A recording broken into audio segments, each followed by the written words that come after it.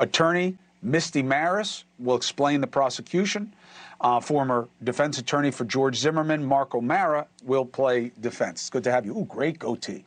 Misty, what is the case and what do you do as a prosecutor with the context of the scam? Well, it's sympathetic, but it's not a justifiable homicide. There has to be there has to be an imminent threat. There has to be proportionality in the use of deadly force. So what I would anticipate is a self-defense type of defense from him. It's just not going to fly. Chris, the video speaks for itself, and that's what the prosecution is going to focus on, that time frame. Quick bounce question to you. Overcharged, given that he clearly wasn't trying to kill her in terms of intent, in terms of in his own mind what he thought he was doing? Well, that's actually true, Chris. That is certainly something that I think you're going to hear in that argument, because there's definitely a whole story behind this, and a very, very sympathetic one. But this could be the type of case that goes to trial, and the conviction is ultimately on something that's a lesser included offense. Mark OHara.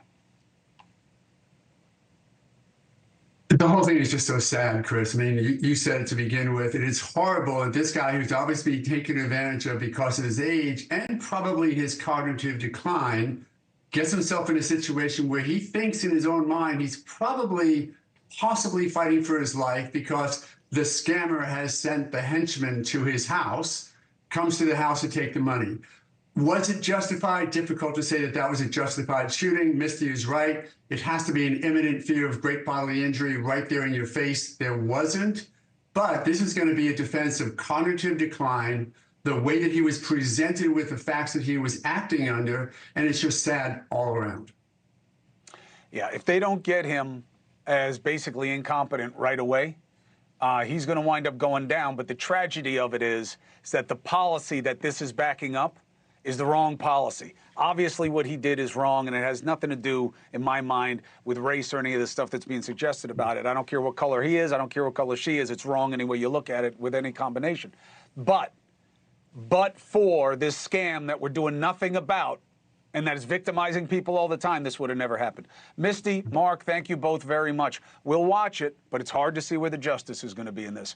Hey, thank you for watching. Please go to newsnationnow.com, newsnationnow.com, and you can find News Nation on your television provider. And don't forget to click the red subscribe button down below.